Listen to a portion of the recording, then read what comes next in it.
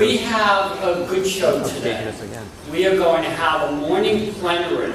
It's 10 years of compost conferences, and when we started, the only real action in the compost field in Rhode Island was Mike Murner with his daughter Jane and Earth Care Farm.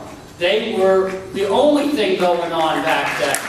And we so appreciate the work that they've done to get us here and continue to do a fantastic job of composting and working with the new businesses that are developing.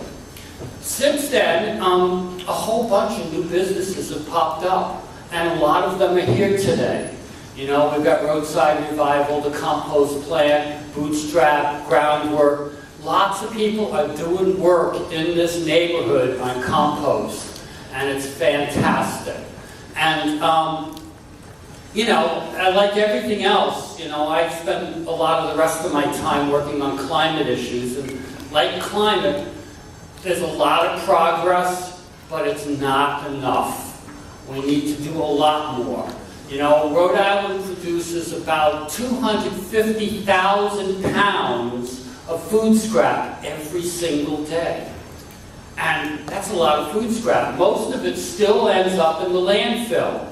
And we all know that resource recovery is filling up there in Johnston.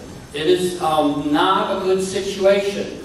And now that the plastics market has fallen apart, you know, we're building up plastic because we're not sending it to China anymore, because they were smart and said, we don't need your pollution. Stop sending it to us.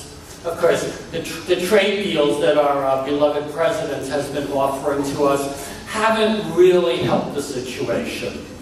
So that's the situation we find ourselves in. We need to move a lot faster and a lot more. But we still need to remember that we're making progress. And so this year, we've got more people than we've had the last few years, and I welcome all of you. We have more vendors than we've had the last few years, and I welcome all of the vendors. You're going to have a lot of chance to talk to vendors. We do lunch at 12, and the vendors will be here that time, and that's the time you really need to get out and talk to them. You know, I think that they do a great job, and they're here for you, and they have lots of information, and you can connect with them. So I'm hoping that you all do that. And, you know, I'll kick you out of your chair if you spend the whole hour and a half of lunch sitting here talking. You need to go talk to vendors. It's really important. The schedule today is, we're going to do a really nice little plenary here, kind of celebrating 10 years of compost conferences. And then at 10 o'clock, we've got 3 workshops. Alternative uses of compost and stormwater management will be in this building in room 204. How a community composts, one example from the front line, will be in room 201. And existing and emerging infrastructure for food waste, a regional perspective, will be in the student union. That's the next building over. There's a sky bridge right up there on the 3rd floor. You just walk across the sky bridge and it's right to your left. It's the first door to your left, and we will have an escort service over to there so that you don't get lost. But it should be pretty easy. You don't even have to go outside. The second workshop session will be the role of the composter, waste managers, or land stewards. That will be done by Jane Murner-Senecal. That will be in Donovan 201 and in this building. Progress in collecting compostables in dense Rhode Island neighborhoods. This is one of the most exciting things, is that on Aquidneck Island and Providence, they're starting to collect door to door. And you can only pretty much do that in places that are dense. I started composting about 35 years ago, and I was living way out in the woods, and mostly I was cleaning sheep barns, so, you know, that stuff's great. You know, it's a combination of manure, urine, bedding. Keep a turd, and it just, we had some piles in the Maine winter that was so hot that, you get a blizzard and there'd be no snow on the compost heap. So it does work in terms of that. And that is going to be done by some folks from Groundwork, from the City of Providence, from the whole new consortium, what is it, Healthy Soils, Healthy Seas, from Aquidneck Island, and some of the businesses. I think that ought to be real interesting. Connor Lally is going to continue his work on rethinking sanitation and humanure. And I used to have a really nice outhouse. And so I have an affinity for this topic. My outhouse was so far out in the woods it didn't even have a door on it.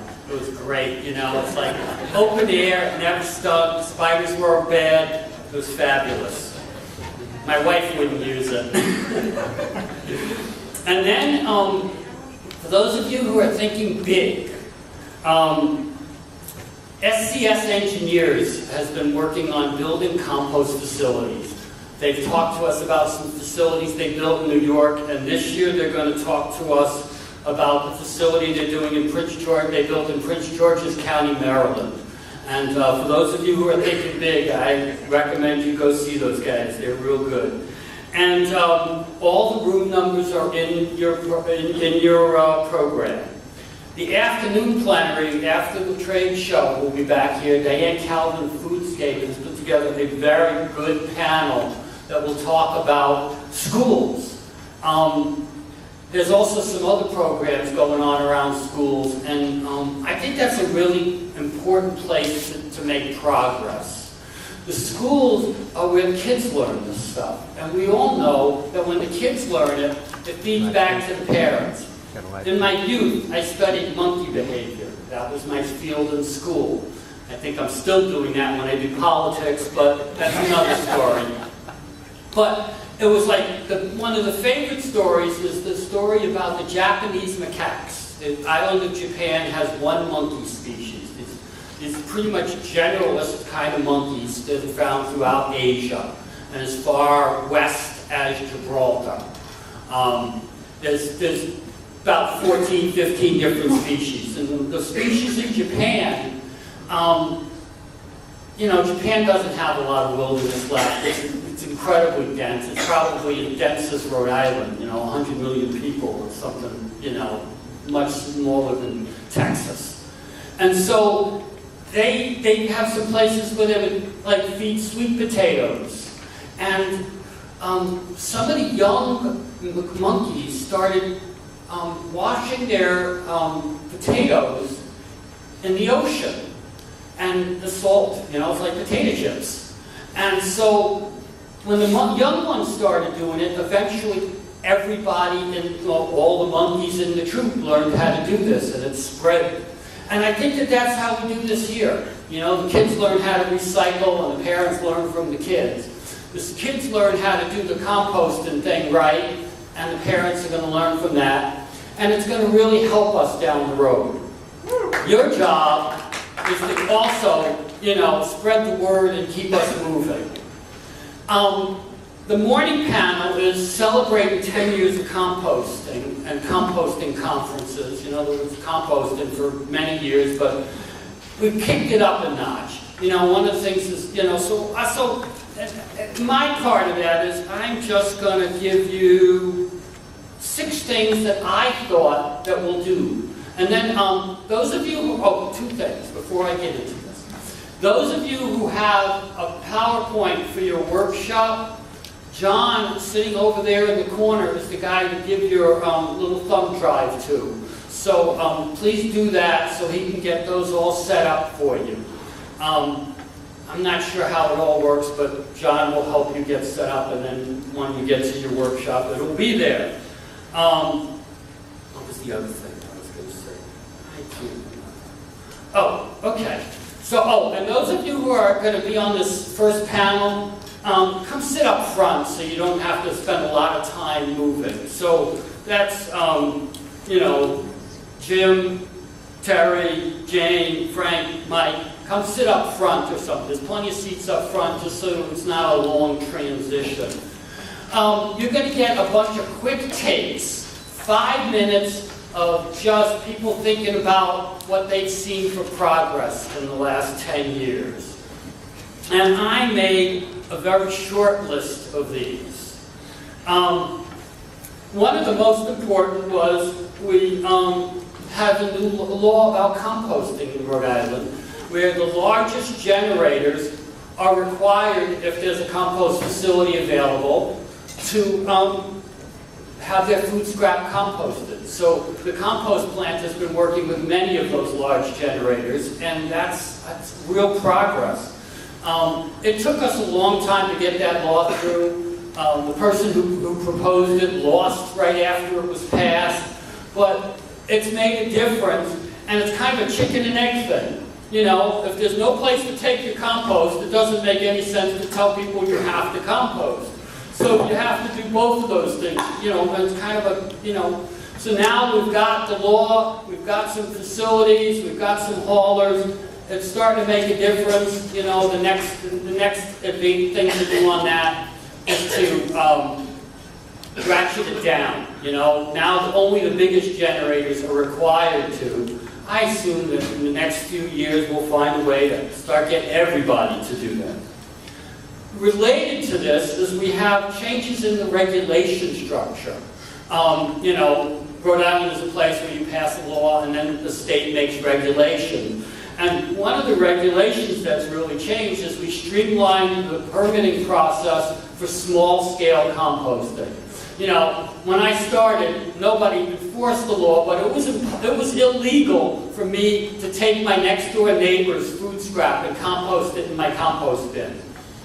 You know, nobody's going to enforce a law like that. But now you can set up a community garden compost system that's really small, and all you have to do is register it. And if you want to commercially compost on a small scale, a community-sized scale, there's now a medium-sized system that is not nearly as onerous to permit as, you know, something like resource recovery. When we started, you know, if you wanted a permit to compost, you know, for your block, you had to get a permit equivalent to what resource recovery has. So that has changed. I really want to thank Terry and his crew over at DEM for really helping move that forward.